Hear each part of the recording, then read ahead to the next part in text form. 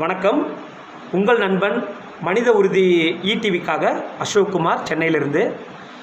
இப்போ சில தினங்களாக நம்மளுடைய ஆம்புலன்ஸ் இலவச தேவைகள் அண்டு தனியார் சேவைகளை நம்ம அணுகும்போது அவங்க அதிக விலைக்கு நம்மளை வற்புறுத்துவதாக ஒரு செய்திகள் போய்கொண்டிருந்தன. இது அறியப்பட்டு நம்மளுடைய மாண்புமிகு தமிழக முதலமைச்சர் திரு மு.க. ஸ்டாலின் அவர்கள் ஒரு ஆணை பிறப்பிச்சிருக்காங்க.